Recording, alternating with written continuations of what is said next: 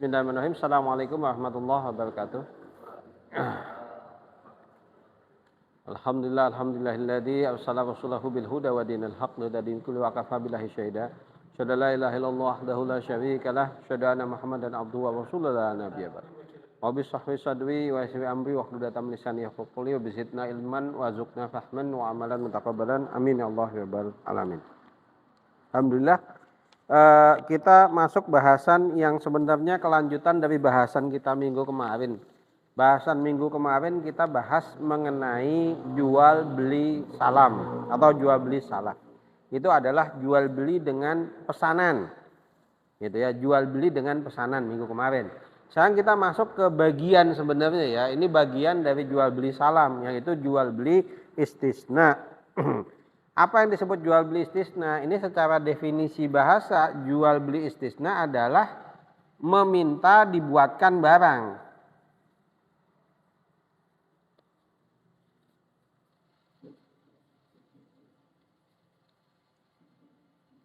Nah, jadi meminta dibuatkan barang.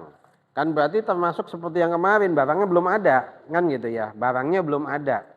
Jadi yang namanya jual beli istisna adalah jual beli yang proses akadnya adalah meminta untuk dibuatkan barang. Atau secara lebih lanjut secara fikih, definisinya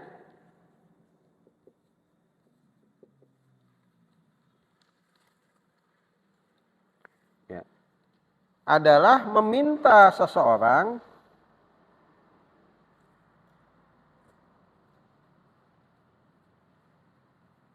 untuk membuatkan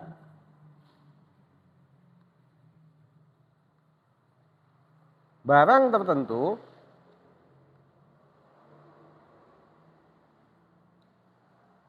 dengan spesifikasi tertentu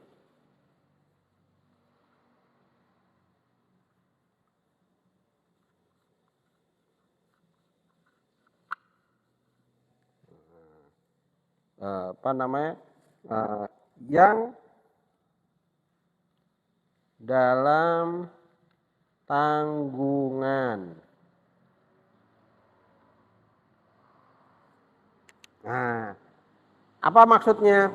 Jadi secara fikih yang disebut istisna adalah meminta seseorang untuk membuatkan sesuatu barang tertentu dengan spesifikasi tertentu yang dia dalam tanggungan. Dalam tanggungan artinya statusnya mirip kayak di hutang ya, hutang barang gitu.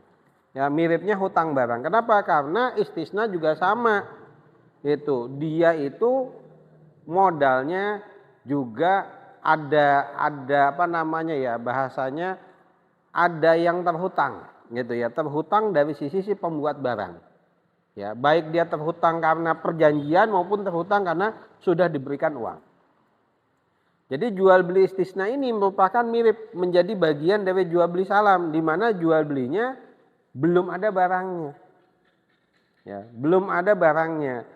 Hanya perbedaannya adalah jual beli salam lebih umum. Bisa jadi barangnya itu barang yang bukan dibuat gitu ya. Nama jual beli istisna barangnya bukan dibuat gitu ya.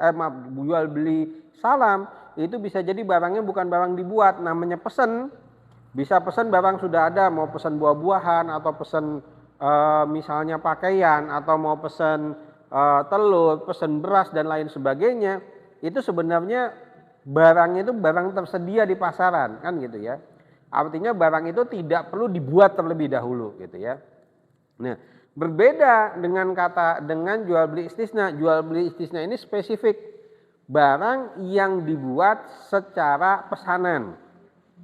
Ya, kan kalau jual beli salam secara umum kan kita nggak bisa pesan. Barangnya sesuai dengan apa keumuman. Saya pesan telur yang bentuknya kotak, nggak ada ya gitu ya, nggak ada gitu ya. Tapi kalau istisna ini memang ya pesanan sesuai dengan keinginan. Saya mau pesan baju gitu ya, yang tangannya sebelahnya panjang, sebelah pendek kan gitu ya. Itu bisa memungkinkan itu dengan istisna. Artinya istisna ini adalah jual beli yang produknya memang produk pesanan khusus. Ya, produk pesanan khusus. Jadi dia bukan produk yang memang dibuat dulu baru dijual, enggak. Tapi dia memang pesanan, kan gitu ya. Nah, istisna ini sendiri ini punya syarat yang namanya istisna ya. Ini dia punya syarat bahan baku ini harus dari pembuat. Itu. Kenapa seperti itu? Karena istisna ini pesanannya pesanan di depan. Jadi benar-benar mesen barang spesifik. Hanya spesifikasinya saja. Dan supaya dia utuh menjadi istisna, gitu ya. Maka dia bahan baku harus dari si pembuat. Nah, kalau bahan baku dari yang pesen, gimana? Kalau bahan baku dari yang pesen, itu kita sebut namanya ijaroh. Ini saya punya barang, kamu saya pekerjakan untuk bikin. Kan begitu ya? Jadi bahasanya kita cuma bayar jasa. Dia bukan istisna, tapi kita membayar jasa pembuatan, jasa pengerjaan. Ya. Kalau bahan bakunya dari, maka di sini dikatakan, jika bahan baku dari pemesan, maka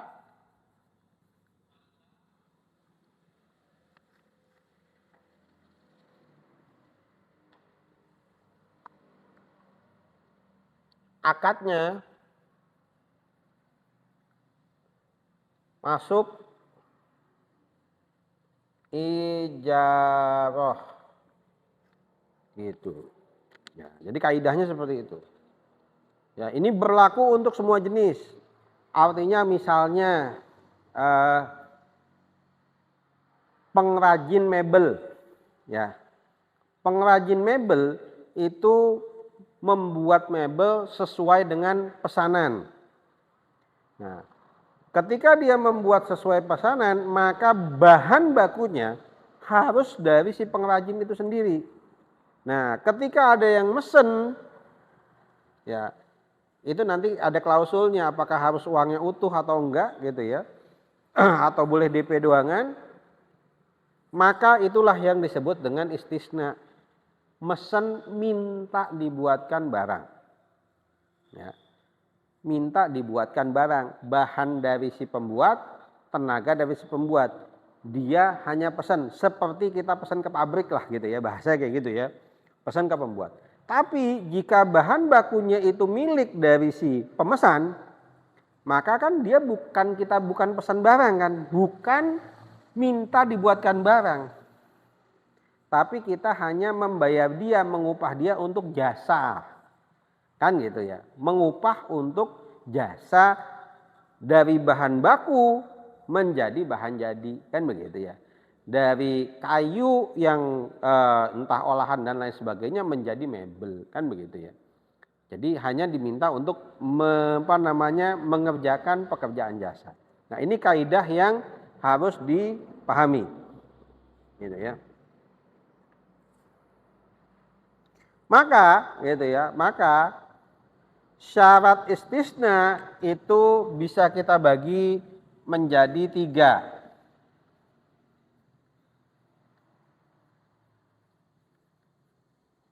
Ya, yang pertama adalah menjelaskan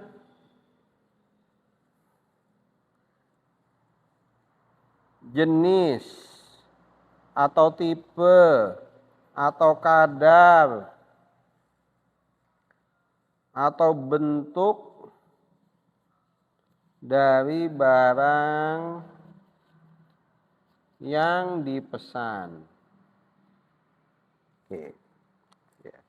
Jadi istisna ini harus ada penjelasan yang lengkap. Saya pesan lemari, nggak cukup. Lemarinya seperti apa? Lemari 1 pintu kah? Lemari 2 pintu kah? Lemari yang tingginya berapa? Lebarnya berapa? tebelnya berapa, raknya ada berapa. Jadi jelas jenisnya, tipenya, kadarnya, bentuknya.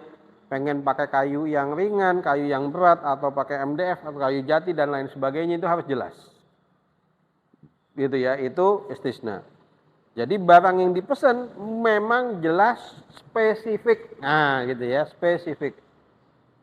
Jadi harus memiliki kejelasan yang utuh. Gitu ya. Ya utuh bukan dalam arti benar-benar detail A sampai Z-nya, enggak seperti itu juga. Tapi memang kemudian punya gambaran yang jelas, tidak ada perbedaan persepsi, kan gitu ya. Jadi nggak perlu sampai benar-benar dikasih ukuran panjang, tinggi, lebar, raknya ukuran segini, senti-senti, kan nggak segitu juga gitu ya. Tapi kita punya gambaran gitu ya, punya gambaran mengenai jenis, tipe, kadar, dan bentuk dari barang yang dipesan. Gitu. Ini syarat pertama. Syarat kedua adalah barang yang dipesan memungkinkan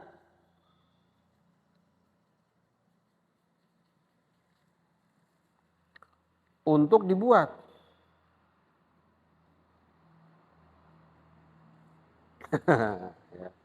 Unik ya syaratnya. Jadi barang yang dipesan memungkinkan untuk dibuat. Jadi ada kalanya ya dalam istisna ini memesan sesuatu yang sebenarnya nggak mungkin. Nah yang seperti ini nggak boleh akadnya dilanjutkan, gitu ya. Tidak boleh akadnya dilanjutkan. Kenapa? Karena istisna ini kan sudah terukur sebenarnya gitu ya, sudah terukur. Sudah terukur kemampuan dia apa, maka terukur. Misalnya contohnya, saya pengen kursi yang kayunya utuh sepanjang 10 meter. Mungkin nggak dibuat itu? Kayu utuh 10 meter panjangnya. Nah, itu kan bisa dibilang, wah itu nyaris mustahil kan gitu ya. Nyaris mustahil gitu ya, bikin kursi seperti itu. Ini sekedar contoh aja gitu ya, sekedar contoh gitu ya. Atau misalnya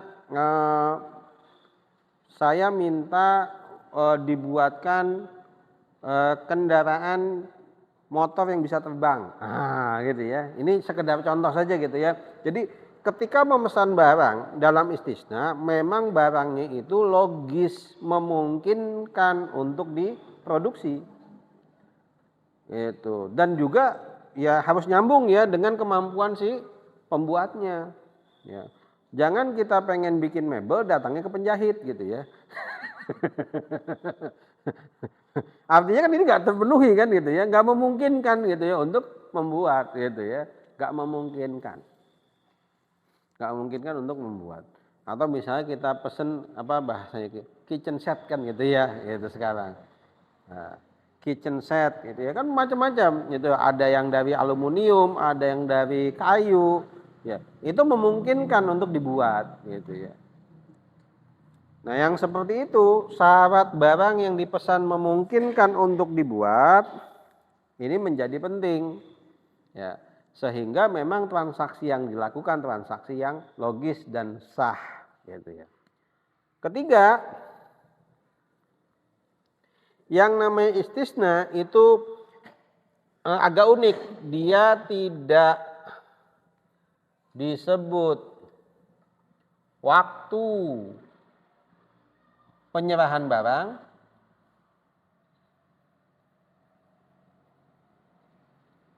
tapi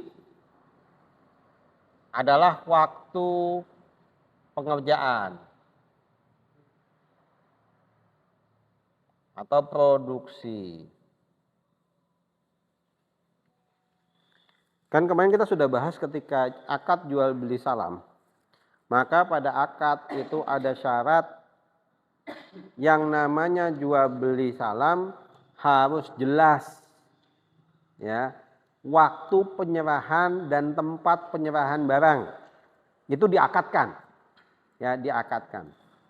Nah kalau di istisna ini nggak bisa ya, kenapa? Karena barang ini harus diproduksi dulu kan gitu ya, harus diproduksi dulu. Ketika seseorang memesan barang gitu ya, itu kan kita hanya dapat perkiraan awal.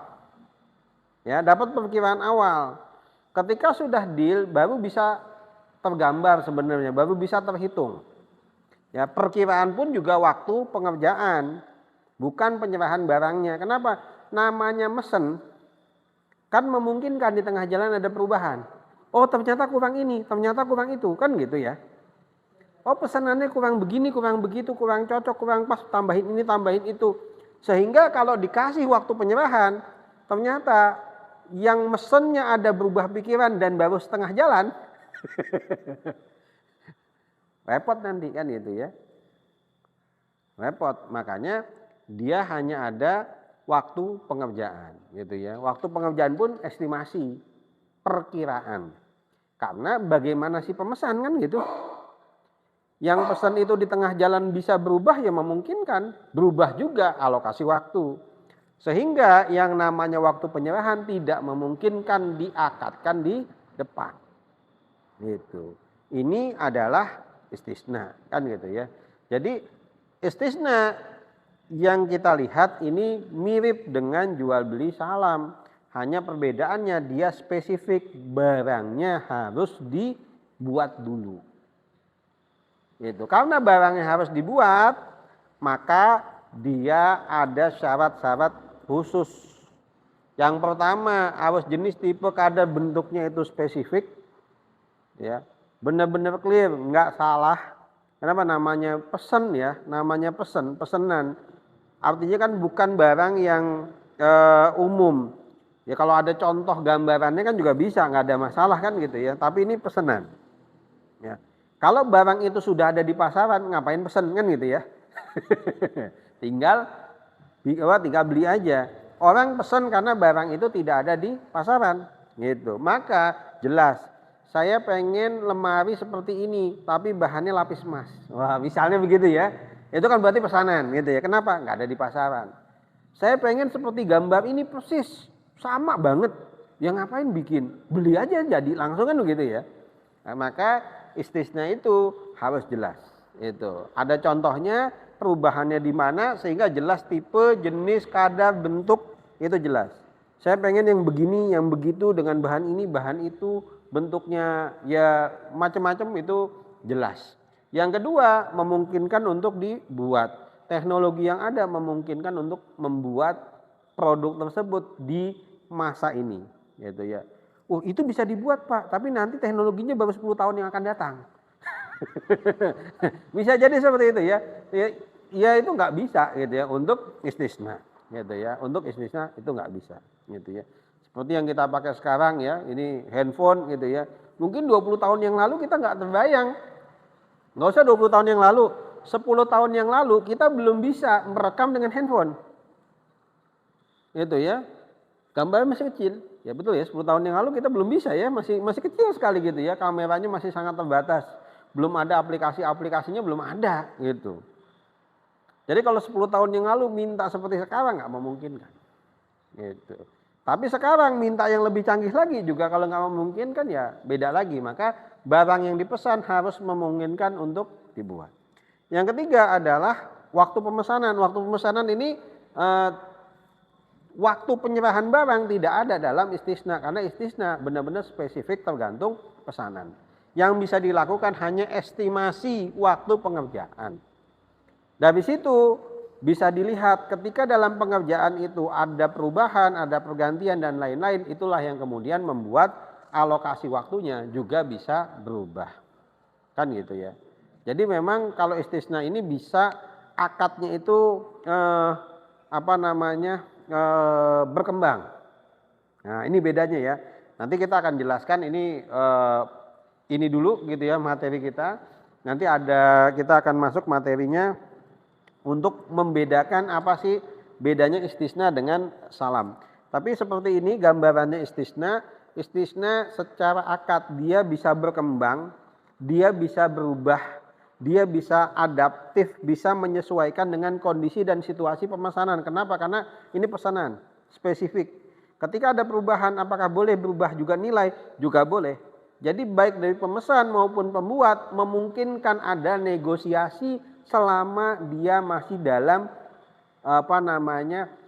berjalan pembuatan. Gitu ya. masih ada dalam perjalanan pembuatan. Nah, ya bahasa kita kalau di bahasan sebelumnya kan kita sebut khiyar ya, gitu ya, pilihan, negosiasi itu masih boleh. Jadi istisna ini nggak seperti salam. Kalau salam kan sudah fix ya, udah deal, pokoknya tinggal kewajiban dari si penjual adalah menyediakan barang sesuai dengan akad. Nggak boleh ganti, nggak boleh berubah kan begitu ya. Kalau istisna enggak. Ya kalau istisna enggak. Dia dalam prosesnya akadnya memungkinkan berubah baik dari penjual maupun pembeli atau keduanya. Itu ya, akadnya bisa adaptif. Pak, saya minta dibikinkan lemari. Pengen kayak begini dengan kaca seperti ini, knopnya seperti ini, kayunya seperti ini. Ternyata tengah jalan, oh Pak, ini barangnya tidak ada di pasaran.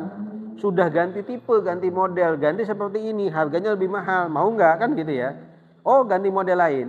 Berubah yang lain kan seperti itu ya. Jadi memang dia memungkinkan untuk beradaptasi sepanjang barang itu belum clear jadi, gitu ya. Ya, ketika barang itu sudah clear jadi, sudah diserahkan ada di depan si pembeli, nah itu sudah nggak ada pilihan, kan gitu ya. Ya, jadi memang fix dengan pesanan terakhir. Nah, inilah gambaran istisna gitu ya. Dan ini bisa diterapkan ke banyak bidang pekerjaan. Ya, kaidahnya dia adalah minta dibuatkan barang, bahan baku harus dari pembuat. Syaratnya seperti ini, gitu ya. Dan ini sama dengan salam dari sisi barangnya sama-sama belum ada. Tapi juga memiliki perbedaan. Insya Allah nanti kita bahas ya persamaan dan perbedaan dari istisna dengan salam. Ya, materi kita sampai sini untuk yang istisna.